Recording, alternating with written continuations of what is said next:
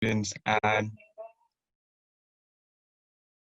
yes, so this is a wonderful opportunity for both Stanford students and alums and anyone else who's really, really interested and really, really concerned about the job market as of now. So COVID-19, as you guys know, is a big hit to industries, and there's a lot of uncertainties. So we have a couple of panelists, or we have a couple of speakers.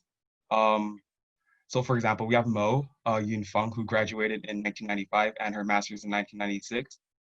She's currently the director of Google Technical Solutions since 2006. And before that, she also worked at PayPal and a high school and chemistry math teacher. So Mo is going to be representing the technical industries and how the tech market is being affected by this. Secondly, we have David Kim, who did not get his undergraduate at Stanford, but instead Berkeley. But he did get his master's at Stanford in 1998. So David is known for amazing entrepreneurship opportunities. He's been the national president and board member of the Korean American Coalition since 1996 all the way to 2004. And he's also the CEO of many successful startups in the area, such as Portiro and Intellis Learning and Corporations. And David is going to be representing the tech, he's going to be representing the business industry, the entrepreneurship industry, as well as part of the education industry as well. And last but not least, we have Cindy E. Robinson, who graduated in 1987. So Cindy has a very, very impressive resume. She's known for working in a nonprofit.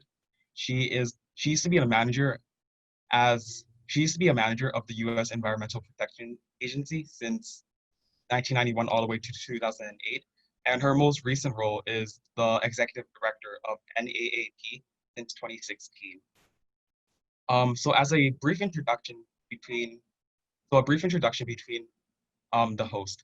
So my name is Philip Tran. I am a undergraduate at Stanford, class of 2023, and I am studying economics. And my co-host is Becky Liang, who is a 2021 undergraduate student who's studying urban studies. So let's begin with like a small warm-up icebreaker between the panelists. So the first question for all the panelists is, what is your fondest Stanford memory? So we can start with Mo. Awesome. I have so many great memories. It was so hard to choose one, but I think if I was going to choose one, I loved the Stanford Halloween orchestra concerts. So I was a violinist in the orchestra. And the funnest part was at the very end of the concert where they would play something like The Ride of the Valkyries, and then you would have someone who was dressed up in the audience come and be the student guest conductor. And it would be just pure madness. So much fun. That's mine. David? I would say my fondest Stanford memory is kind of more abstract. You know, I think unlike other places I've been in my life, just the environment, the diversity, the fostering environment, and therefore the deep relationships with the students, fellow students is really something that really comes top of mind. Given that you brought up Berkeley, the other fond memory I have of Stanford is at the Coliseum at Berkeley during a football game where I'm not sure if you can probably catch this on YouTube, but basically there are tons of people kind of, you know, we won the game and the tree unfortunately was torn down at the end of the game. But that's probably not something you guys want to hear, but it is a memory I have of Stanford. And Cindy?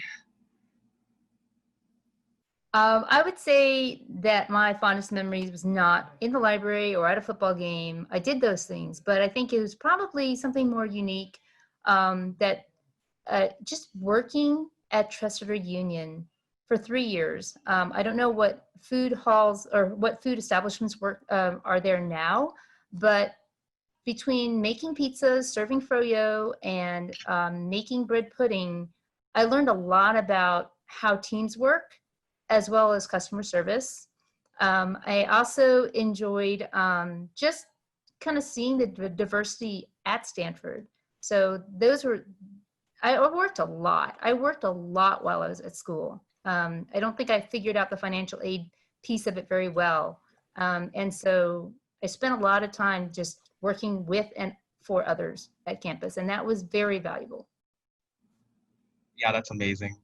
Thank you thank you all for sharing that. Um, to sort of like tackle on Moses' response a little bit. Like me personally, I'm not in Stanford Orchestra, but I am in Stanford Marching Band. Um, and we do have a lot of experience. And for me personally, being in that excitement and being in that ball of fun is really, really enjoyable. That's probably one highlight that I'll always remember and cherish for the rest of my life. So let's finally get into the gist of the conversation. So a lot of students filled out, when a lot of students were signing up for this event, a lot of them did prepare a question. So Becky and I, we both compiled all the questions, we filtered everything out, and we grouped all the questions together, and we wanted to ask you guys directly. So a lot of these questions, like the whole gist of this panel, is focusing on identity, focusing on careers, and focusing on job search, especially in this time of uncertainty. So the first question that I would like to ask the panelists is, can you guys discuss your current position and your career journeys from your undergraduate degree to now? How important was your major, and how did you find the right job for you? How have you navigated the job transitions? And we could start with Cindy. Great, thanks.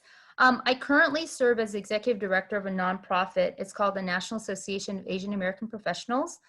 We have chapters across the United States and a couple in Canada.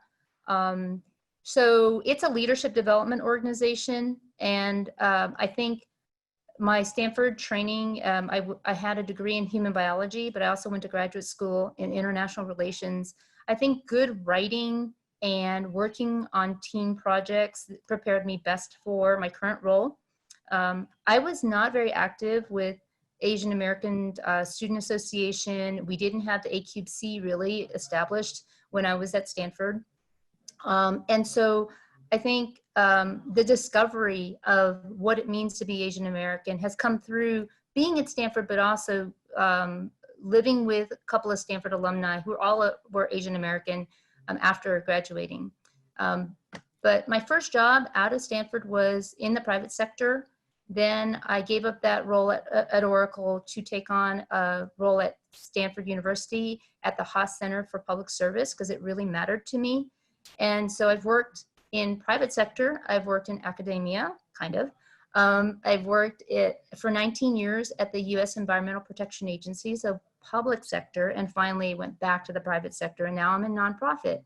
I think each of those areas of work have different measures of success, but the most important is that you, I think, express yourself well, both in written and verbal form, and that you share your opinion. Because at EPA, I was most valued for making recommendations in the right direction. So even if it's not popular, that you're able to express what your views are based on, whether it's science or economics or feasibility in terms of political will. So a lot of things that happen at EPA that are based on science, but the final push is based on political will.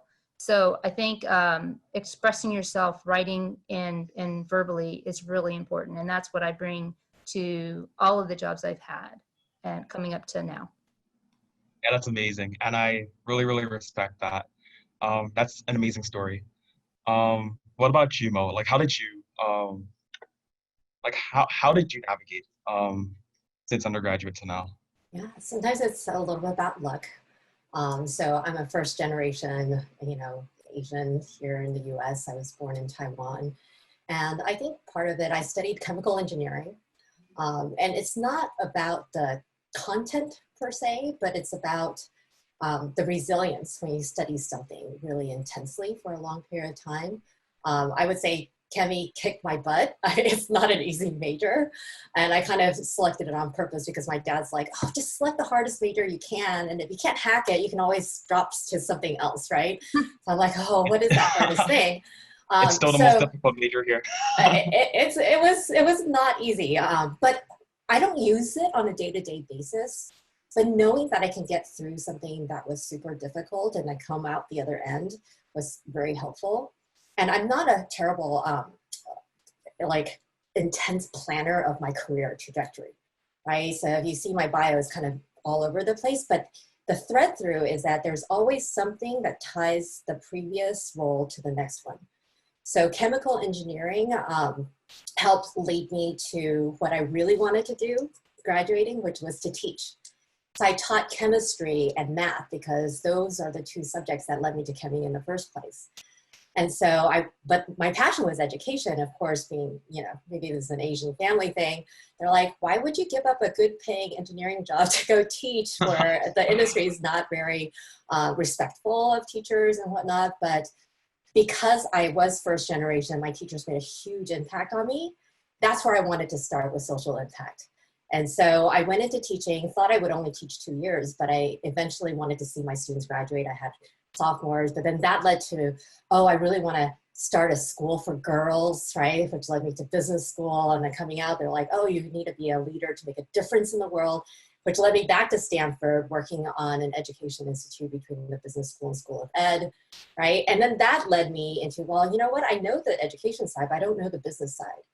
So then I started working at PayPal, and the skill sets that I brought there were very similar to education, right? It's like bottoms up, policy change, how do you get the enforcement going and all that. But then PayPal led me to Google because I was like, I just want one more experience before I go back into education, right? And, because I had the payments experience and Google was starting their checkout, Google Payments platform at that time, right? So it was just like that tiny thread through that led me into Google. And I literally at that time applied online. I don't know if you can do that these days, just like throw your resume online to Google and get picked up by the recruiter. But, I think at that time they needed somebody there, right? So that led me then into Google. But then when I was like, hey, I got to get back into education. What have I been doing for 7 years at Google? Then it opened up opportunities within Google to work on education. And then that led me to work on the GTech side, which is the technical solutions, not only on education, but all sorts of things on Google Search, Google Assistant. So who knows what will lead next? But to your original question, that resilience that I gained from studying something that was tough, that's what really what I gained from my major. Yeah, thank you again. What about David? How did you navigate going to both? Correct me if I'm wrong. Did you go directly from undergraduate to graduate degree or I to did graduate not. school? You did not. I did not. So what did Yes. you do within that window, and what you studied led you to where you are today? Sure, you bet, you bet. And I'll try to be fairly short here. So today, I am founder and CEO of Pine Tech Ventures. We are a early stage venture studio that creates companies and spins them off when they're ready to fly and kind of get new capital. I knew I wanted to be an entrepreneur pretty early in my life, and I think it's probably a story that many of you guys share as a second generation immigrant, in that my parents, immigrated from South Korea. I saw a lot of their, although highly educated, given the Immigration Acts, you saw a lot of struggles and successes and a lot of entrepreneurship of supporting their family. And I think in that way, kind of already kind of pre-taught me in some respects that, David, there's a burning desire to, take really, control of your career and make them in your hands and not subject to so many different influences. And also is kind of a driving force was to make them proud, right? It's kind of like sacrifices equals, repayment, and the repayment is to make them proud by kind of maybe living some of the dreams and following through on some of the opportunities that they would have had given my position as well. So I went to school at Cal, or undergraduate at Cal, and I was initially ECS. I think similar to Mo in some respects, it wasn't a major that I decided upon. It was one that was decided for me by my parents. And I think, it was either going to be a electrical engineering computer science major, a doctor, or a lawyer. Those were my three options. And kind of, that's actually when I started my first company, and and try to manage starting a company, and it was based in LA, traveling back and forth and going through an EECS program. Let's just say that was very challenging. The business ended up not doing well, and kind of that's when is kind of a big kind of transition point academically for me, in that I realized that the business didn't do well in some respects because it's not about solving problems technically. It's really about understanding business concepts, company builds, and the like. And that's where I shifted over from EECS to what's comparable at Stanford now, which is the MS&E, Management Science and Engineering program at Berkeley. And candidly, it's probably the most liberating experience of my life. It provided me a refreshed thinking about kind of the things I wanted to do, as well as surrounded me by people who had similar interests, candidly, where you can kind of support each other towards, the next stage of your life post-college. Thereafter, I did a stint in investment banking, doing technology M&A and strategy consulting. I always view those as my kind of, post-grad school experience, if you will, in that it really taught me skill sets in the work environment, specifically on finance, and how you look at competitive markets and strategy. And then after that, I've been really kind of back in the game of being an entrepreneur, either being a founder or a founding management team member for, I think now 6 companies, although it's been some time. And I've been lucky enough, and it's really luck, 5 have exited, and one's probably on its way for an IPO in the next year or so. From my last company, Intellis Learning, I think I did take a year off before I started Pine Tech Ventures. And, part of kind of what I realized is the sacrifices that my parents made for me, my family makes those same sacrifices, given the kind of work lifestyle that I have. And in that way, it's been a tremendous, year after, the acquisition of really spending a lot of time with my family, and try not to get in their way. And that kind of leads me to Pine Tech right now. Yeah, that's amazing. I also noticed that you were the CEO and co-founder of Course Hero. Just like Mo, you targeted the education history, or you targeted education industry. And I was wondering, did you have the same rationale that Mo did? Yeah, I think so. I think as I kind of went through a little bit of that history, I think what put my parents in a position to be successful, but you kind of have to carry it through with hard work, is their educational background. And I think for me, kind of growing up, I think I owe a lot to my undergrad and my grad school experiences, because they really gave you the critical thinking, the tenacity, the independence, and the exploration on which you kind of leverage those skills into the workplace. I'm not a big believer that you kind of have to pick a certain major to be successful in life. But I would say that, it should light you up in ways that gives you a lot of confidence and optimism about what the future holds. Awesome. So what all the panelists have said, or what all the panelists have actually targeted, sort of leads me to the next question, which is about identity. So addressing all 3 panelists in general, how has your identity shaped your professional life and goals, especially with increasing anti-Asian rhetoric at this time? How do you see this affecting job prospects or working environments for Asian Americans? And what are your thoughts on the quote-unquote bamboo ceiling? And how do you think this affects your career? And we could start with Cindy.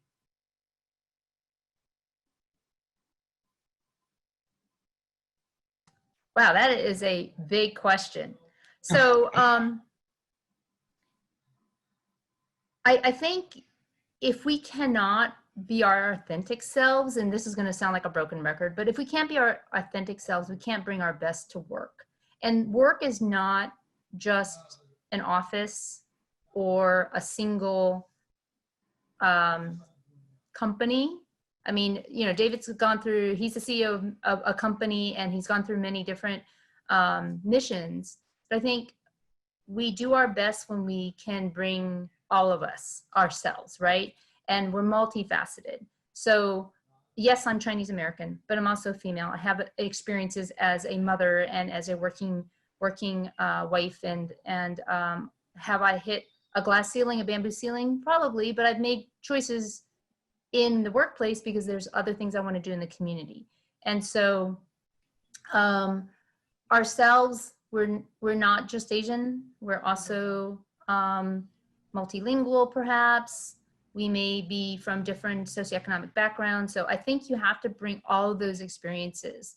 Now, in terms of corporate America, I still do work part-time with a company, and I do see their focus on certain groups of people. They want, the company I work for now, when I asked them about pulling together an Asian American employee resource group, the focus was, no, we're trying to retain and promote women.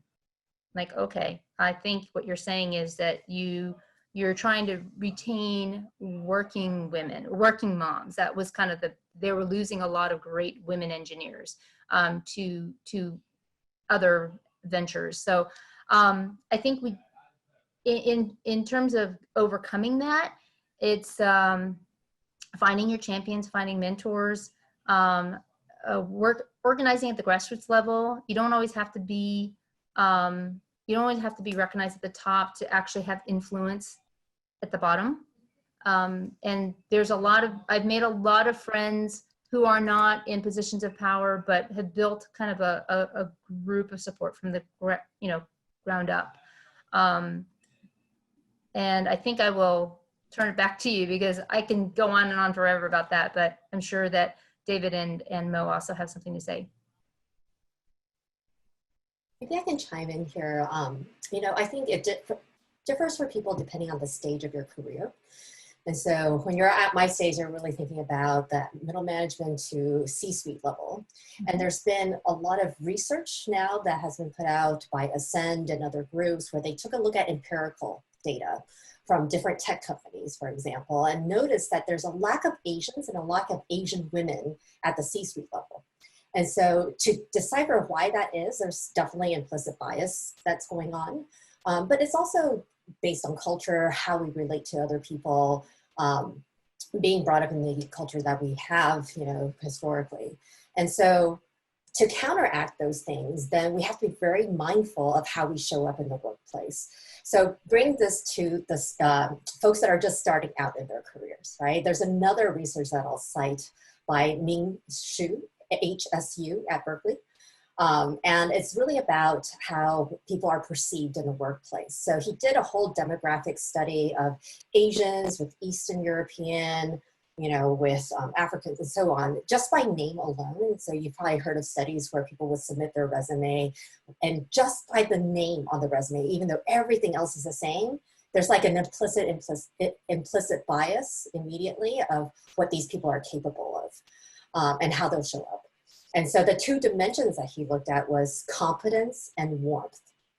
And so I think a lot of us enter into the workplace saying, you know what, I'm going to apply everything I know, show that I am competent, I am hardworking, and based on that versus advocacy for self, I should get promoted, right? And it'll get you so far, but that warmth piece that we don't really talk about or think about is really what gets you to the next step. So there's a saying of like, what got you here won't get you there is really true, because you can only rely on competence so much before you're invited to the table to have strategic conversations. Do people trust you? Can they relate to you? Would they want to hang out with you? So some people have this image of the golf course, right? Or the gym, right? Where those informal conversations happen. So I don't think Asians kind of tap into that relational aspect enough when they start working. So I always tell people, like, get to know the people on your team. It's harder in this COVID environment, right? It's harder to get to know people over VC, but that's something that I always keep in mind. Terrific. Identity. Identity, actually, I think for me, just to personalize it a little bit, is something that has changed over my life, or maybe I discovered it later in my life. You know, I grew up in at a fairly non-Asian kind of environment growing up, and to a certain extent, I didn't really notice the difference between me and others. You know, from kindergarten up, there would be kind of occasional remarks that would kind of remind me that I'm Asian. But yeah, I would say that, you know, however, there's some things that are kind of unspoken, unsaid, that you don't necessarily feel when you're young, that are highly influenced from your parents and your cultural kind of aspects that get picked up later. And for me, it was literally after college, while I was in banking, is getting involved in Asian Pacific Islander and specifically Korean American kind of activities and nonprofits, and kind of, you know, I was blessed to kind of be, you know, how did I know that, you know, there's so many terrific folks within my ethnicity doing such terrific things? Why wasn't I talking to them, you know, sooner? Why weren't I working with them sooner? And I guess this is to a certain extent more of a kind of a second generational kind of experience when you're not kind of in environments where you're interacting with a whole lot of Asians. And I would say, you know, like, however, when you kind of go until today, it's, you know, when someone, you know, when I introduce myself, I tend to always say I'm a Korean American, as probably the first thing. You know, I'm a Korean American who loves to solve problems. It's kind of the simple kind of, you know, explanation for me. And I think, you know, and I think the good thing about that is I'm no longer shy about that. I don't feel that as a crutch. I feel it with pride. And I think to a certain extent, you know, the message that it sends is not intentional. It's just kind of how I feel about it. Now, as it relates to kind of like identity and informing one's, you know, I think professional life and goals, I'm not sure if it impacts kind of what my goals and my passions are, and my career paths, but surely they've informed the different companies I get involved with, the different problems I really want to solve or deeply passionate about, things like education and the like, which are so foundational. I think it also, you know, candidly, my identity and kind of my background also informs things I will not do. And I don't want to put my name or kind of my family name or kind of maybe a broader Asian identity onto those various things. So from that standpoint, I think, you know, identity is a very key part, I think, at least subtly, in kind of shaping your professional life. But I think, you know, more than identity, maybe it's your soul. It's kind of like, you know, if I had to give one advice to college students or folks who are kind of going to the marketplace, you know, there's a wealth of awesome places to work and you're going to do awesome things. Just make sure kind of along the way that those ideals and those principles you cherish and hold very tight as you kind of go through, you know, new experiences, because, you know, just keep your soul at all costs. And that will get stretched as you kind of go into different environments, whether it be hyper competitive or more cutthroat, or ideally more collegial. In regards to like bamboo ceiling, you know, you look at everything. We're not there yet as a society, as a country. You know, I always look at things of maybe mathematical from a percentage basis, like what percentage of California is Asian? It's, I think the last time I looked, it was 13 or 14% or thereabouts. And then you kind of look at, okay, then look at all the companies and, you know, the executive or the C-suite, is it 13% Asian? When you look at the, you know, the elected officials, you know, is it 13% Asian? And I think, you know, in some respects, kind of, you know, the elected officials is kind of getting there, but I think there are still ways to go, you know, of going to the top. Let's just say the governorship, you know, we're surely kind of making our way up there, which kind of showing a lot of tenacity, competence, and hard work. So I think that still leads me to believe that fact that, you know, those things still exist, but, you know, and it probably exists in the workplace as well. But I would say that, you know, the question is not so much does it exist, but more so, you know, how are you trying to, how do we as a collective community of, you know, Asians or maybe more broadly Americans, how are we kind of uplifting identity to be about one's capabilities and skill sets than anything else. And I think, being models towards that ideal is something that we can all strive for. Yeah, awesome. Thank you all again for sharing. Yeah, a lot of students are really there's a lot of ambiguity in this within like students about like Asian students in general, and every one of your insights and every one of your inputs really helped a lot of students out, and I really appreciate that. Um, so transitioning onto the gist of this entire um, API panel is COVID-19 and industry. So the question that I would like to ask David, for starters, is how have your industry or how have your organization been affected by COVID-19 in terms of opportunities and challenges? What is the impact on remote onboarding and diversity hires? How do we rebuild resilience for this new normal post-COVID-19 era, both personally and professionally? Holy moly, that's a lot of questions built into one. We have a lot of smart participants who have really thoughtful questions. I'm not sure if I'm going to answer all of them because I know that Cindy and Mo are a lot better than I am on many dimensions. The one I'll kind of pick is impact of COVID-19. I think, for me in particular, the impact is not as large in some part because of my personal circumstances in that, we're currently in the, ideation build mode. I think to a certain extent, it's very ideal and somewhat insulated from, being in the business, being impacted by COVID, having large numbers to manage, sell through, decrease of revenues, quarter over quarter, which may result to reductions of workforce and the like. So, but having said that, I do participate on a number of kind of VC or VC attorney panels. And I think there is definitely in the startup world, even well-funded companies are starting to lay off quite a bit of folks. And these are ones that with, literally tens, if not hundreds of millions of dollars in the bank. So it's kind of, I think a lot of folks are looking this as a kind of a 2-year thing of not the COVID and the shelter in place, but more so kind of the impact that it'll have on the industry. But hopefully that doesn't sour you out because I think to a certain extent, I think, with, not necessarily pandemics, but with challenges comes opportunity, right?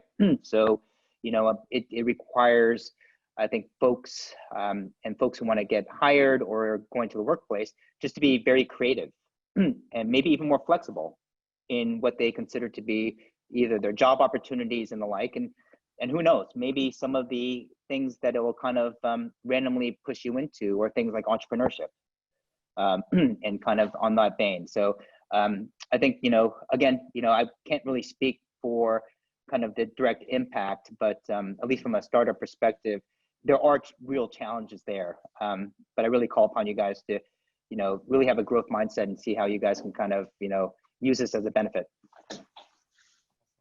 What about for your case, Mo? How do you think Google is going to be navigating through this entire uncertainty? Very carefully. We've got like 100,000 people to think about, and we're global, right? And that's the other consideration is that every country is dealing with this very differently, whether it's cultural differences or even country laws are very different, right? Or even state laws are different. I think you've all read in the news that we have to be very mindful about how we hire. We want to be sustainable as a business like everyone else, but we also are amazing at treating our employees well, right? So I feel very grateful to be where I am. And, we'll see where this takes us. I think a lot of companies are trying to grapple with returning back to the office. What will that look like, right? But to your point about onboarding, it's much more difficult to get even equipment to people when they're remote. And how do you make sure everything's installed and that people have the right, Wi-Fi, and everybody's work situations are different. Some people actually have, roommates, and I think some folks on my team, like they're relegated to working from the bathroom during the day because there's just no other space and they can't go outside, right? So just being mindful of that. And some people have young kids, so I think it really has changed the way we work. Just being mindful of this audience because some of you are students, some of you are just starting out.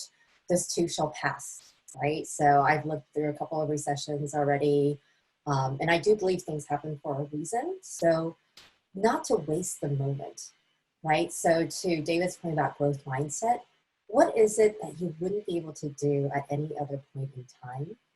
So in some ways, I feel like there's a part of this is like I'm seeing it in slow motion, right? And I'm like, wow, like I have my commute time back. What am I going to do with that commute time?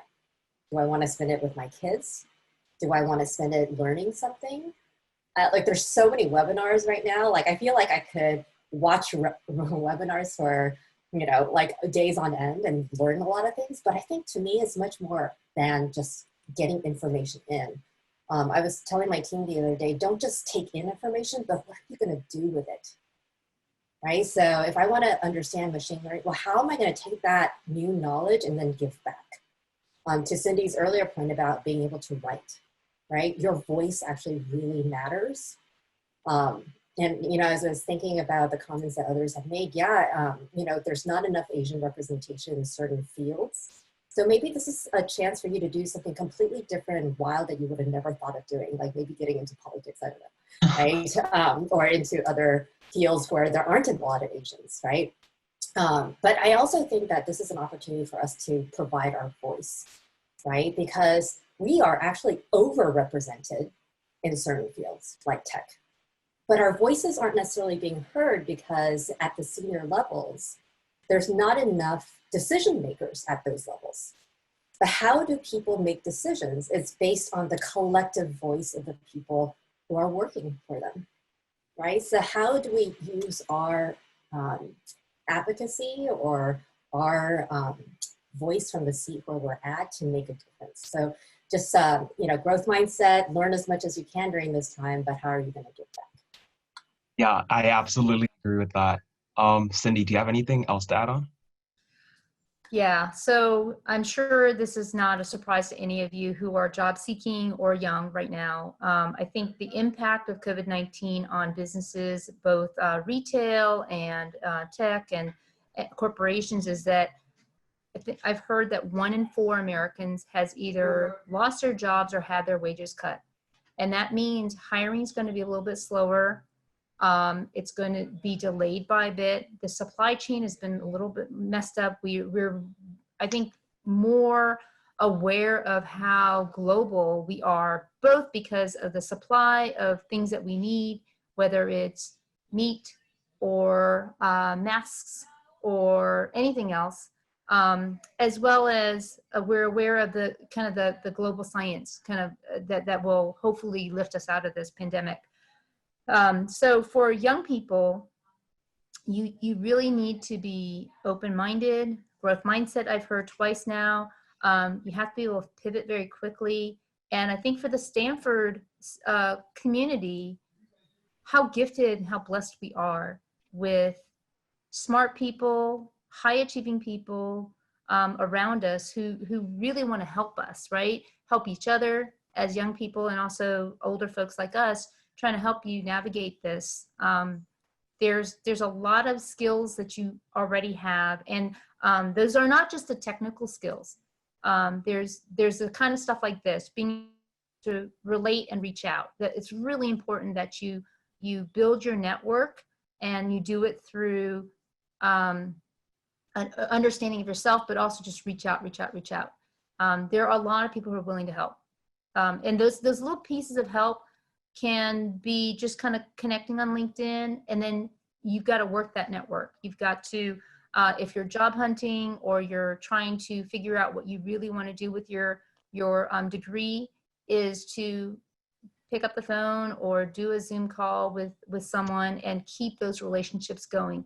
Something may not pan out right now, but it will in the future. And the network is built on relationships and many touch points, not just one, and ones that are authentic. Yeah, absolutely. And this sort of tackles on the last question that I want to address all the panelists, which is about job searches. Um, I know the class of 2020 right now, they're really, really shaken up because they don't know. It's a really, really uncertain time for them, and they're in a very, very unfortunate situation. And especially for the interning class of 2021, class of 22, and 2023, and so forth, or these next 5, 6, 7, 8, or maybe next decade. Um, there's a lot of uncertainties. So, what advice do you guys have for finding internships or opportunities during these uncertain times? I know, Cindy, you talked about networking with other people. You recommended like going on LinkedIn and finding people and trying to connect with as many people as possible. Um, but I wanted to, or we wanted to hear, do you guys have any other strategies or any other approaches that you guys have done or you guys see have been successful in helping people get like opportunities? And I want to hear from David's perspective first. Sure. I would say that I'm part of this, and this is kind of where I met Philip, I believe, which is the Stanford Alumni Mentor Program, Yeah. which is a terrific app. And in essence, it provides you guys the ability to query against the alumni, be able to connect with them, have a 30-minute conversation, and potentially develop a relationship soon thereafter. I think, you know, I just recall when I was coming out of undergrad that I'd be applying for a lot of these different jobs, obviously in a non-COVID environment, and you'd kind of have these career fairs, kind of interview booths and the like. And when I realized, kind of having gone through it and having kind of secured certain jobs and talking to other folks how they secured it, like, you know, I viewed things as being like, it's me getting a job for myself, as opposed to, you know, doing the legwork of meeting folks beforehand, developing relationships, similar to what Cindy mentioned. And I would say that, you know, though that goes a very long way in actually getting internships or jobs, is having pre-existing relationships and leveraging the network. And I think in that vein, I can't think of a better network than Stanford, candidly. As I went back and regards my memorable statements is basically, it's amazing how collaborative.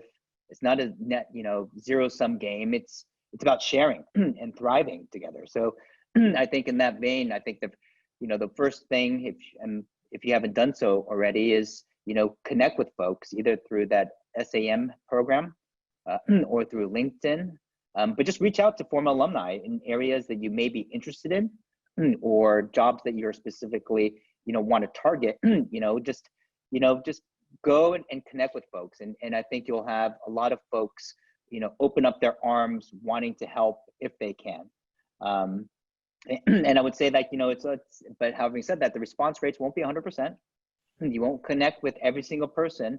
So, you know, it's a little bit of large numbers, but what's the downside? The downside is that you've met fellow folks who had similar experiences that want to do good for you. So, you know, all those conversations are going to be enriching. So maybe kind of spending a bit more time there than kind of going straight into the morass of a job search might be prove good dividends for you guys. Awesome. Yeah, thank you.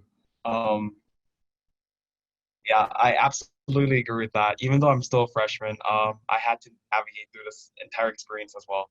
A lot of people, even you, David, recommended that I reach out to people and try to ask, because there's no risk in asking. I was reading somewhere that if you, like, there's no risk in asking, and if you don't ask, that's the only form of getting a rejection, because you don't try it out. That's the only piece of advice that I learned from my, I don't know, 1 year at Stanford so far. Um, so tackling on, I was wondering if Mel could give a brief response, and Cindy could also give a brief response as well, and then we'll transition into the Q&A section afterwards. Yeah, I'll just tell a little story, right? So in between my business school years, right, there was the dot-com bust. So nobody could get internships. There were very few jobs out there. And everyone was, you know, B2B is back to banking and B2C was back to consulting because those were safe areas. And I had none of that experience, so I couldn't even do that. And my interviews were horrible because I got sick, right? And so those jobs, like I had one, which was with McKinsey, and I was like, oh, that's going to be it, but it didn't come out. And I thought, wow, everybody else around me seemed to be getting jobs. And here I was, I didn't have an internship. What was I going to do, right? And I think from that, I had to learn some patience, because eventually, when everyone else got settled into their internship, there were some companies who were delaying and figuring out what they needed. So they were taking their time. But when it came time for them to find people, then everyone was already locked up. I was one of the few that wasn't. And the internship I got was amazing. It was with Yahoo, working on education, product management, and business development. I mean, talk about luck sometimes, right? And so I just thank my lucky stars that I didn't go into banking or consulting, that I was okay with trying to be patient, going into a field that I was still passionate about. And it just so happened that there were very few people at the time with dual degrees in business and education, right? And so I have my master's in education. So it seemed like a perfect match. And I just feel like, you know, similar to David, talk to many people, because again, coming out of business school, still the dot-com bust era, right? So the way I found my way to Stanford was because somebody had referred me to talk to somebody from the Gates Foundation, and they didn't have any positions. I did not want to move to Seattle, but they were funding the program at Stanford that I eventually went to work for. And they're like, hey, they need an executive director. I was like, oh my gosh, what luck again, right? And that was only because I stuck to my guns. I want to come back to California. I want to be in education, what is out there, and just being patient to figure out when that happens, right?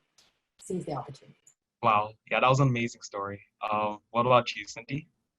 Well, I wanted to first applaud Mo for mentioning a couple things that a little bit of luck. So someone once told me, luck is when preparation meets opportunity, right? She was prepared, and she met the opportunity. But the other thing that she demonstrated was she was letting people know what she needs and what she wants.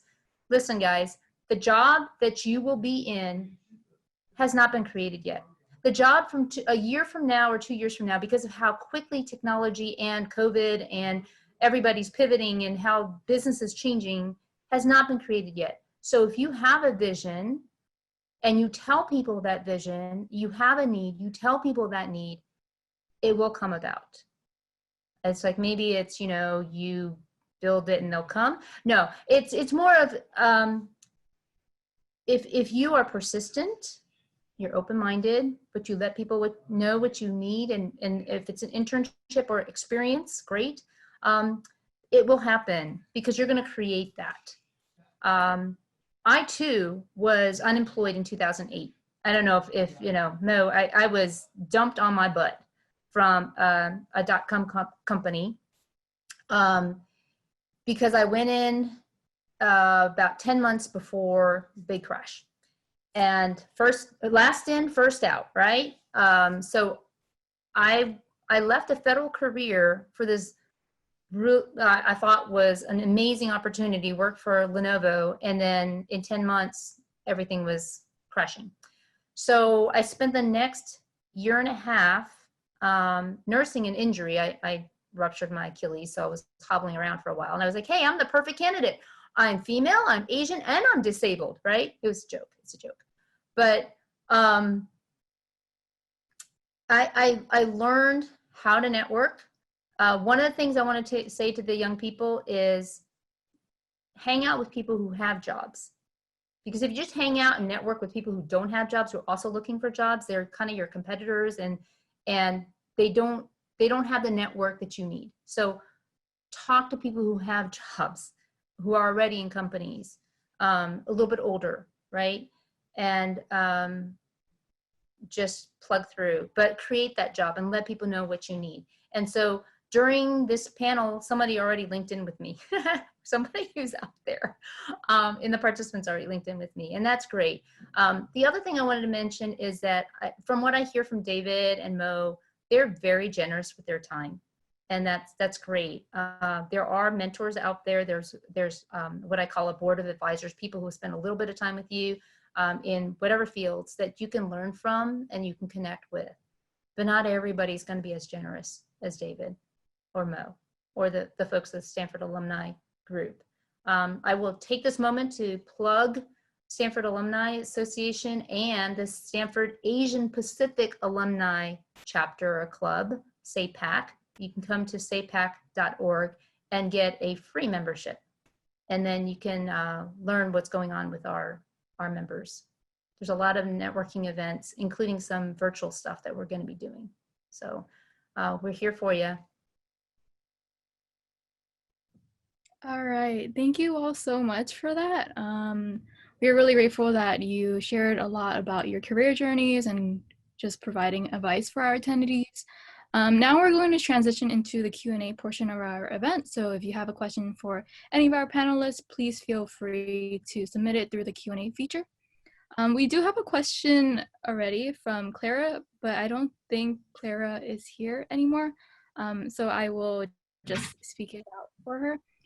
The question is, how have you been able to work through the stress of realized and potential racism during COVID? Example, my mom is scared that someone will just push her down and hurt her.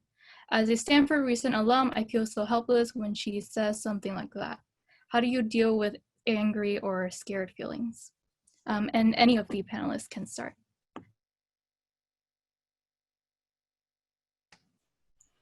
I think for me, it's to also acknowledge the fears are real, right? And not to be dismissive, because I think it is true, right? There is a probability, who knows who you might bump into, but you also have to be using some common sense, right? Like my mom always told me, like, hey, why would you put yourself in situations in harm's way if you know there's going to be something like that happening?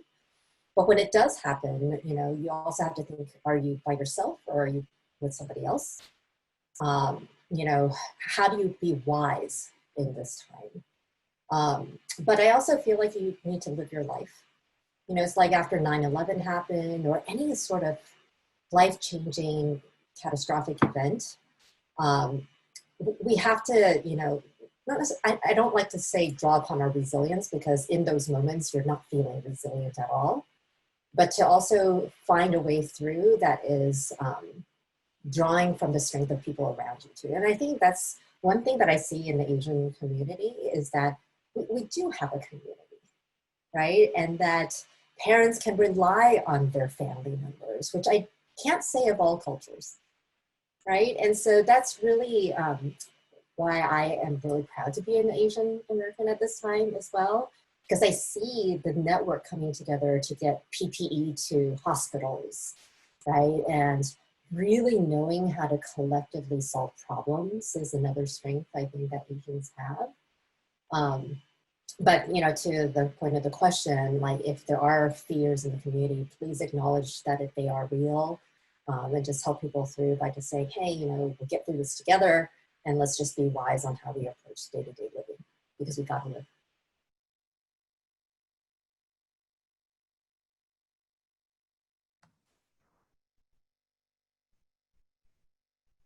I feel like I've got to just jump in here.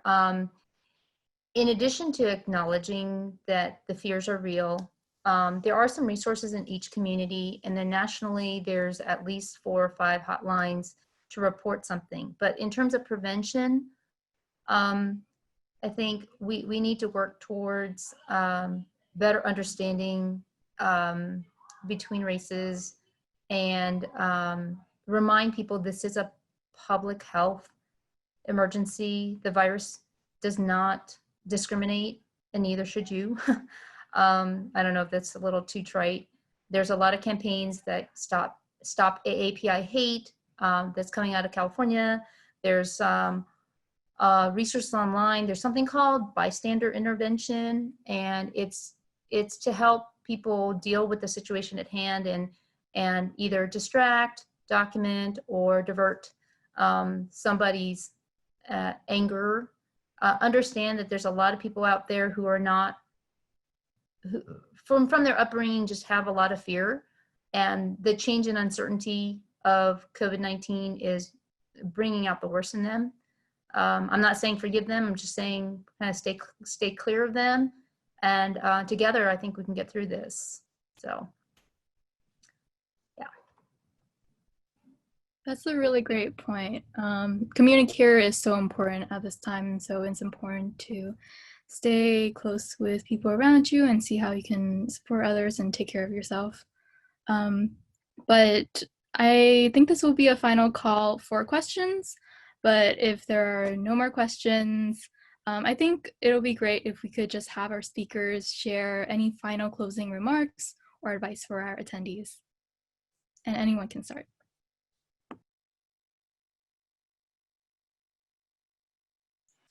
I'll go. I'll just encourage everyone to find the one thing that gives you joy and try to do that. You can switch it up, but every day, just find one thing that you can find joy in.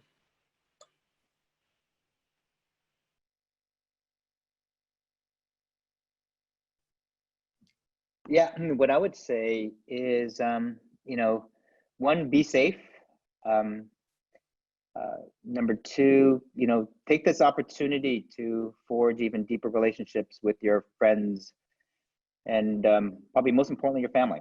I think a lot of people are struggling through this period kind of in different ways. And I think these are natural opportunities. The silver lining is that I think we'll come out with it with deeper relationships with the people we love more than ever. I think I'll say give yourself a break, self-compassion at this time.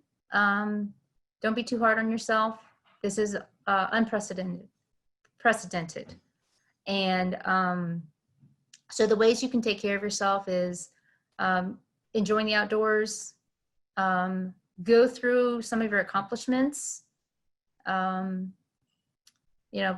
your own little annual report if you want, learn something new. Don't be on Zoom all day long like we are, because then you get this kind of weird complexion and you don't look Asian anymore. You just like the, anyways, I think you can laugh and what Mo said about finding joy. One of the things that I love about Stanford folks is that there is this passion for curiosity, right? So be curious about something new, someone new, someplace new, and just go for it. That would be a way to kind of take care of yourself. I know that you guys want to find jobs and find your next internship and be super productive, but being productive is up for redefinition at this point, I think. So yeah, be kind to yourself. All right, perfect. Thank you so much, Cindy, Mo, and David, for taking the time to speak with us today. We really appreciate having you share your personal experiences and provide us with advice to get through these times. And I'm sure I'm speaking for all of us when I say that it has been very motivating to hear all of you today. And to all of the attendees, again, we will be sending the recording of this event if you register through the Google form. Thank you all so much for coming out today, and we wish you a great rest of the day wherever you are. Take care. Have a great weekend, everyone. Bye-bye. Bye. Bye.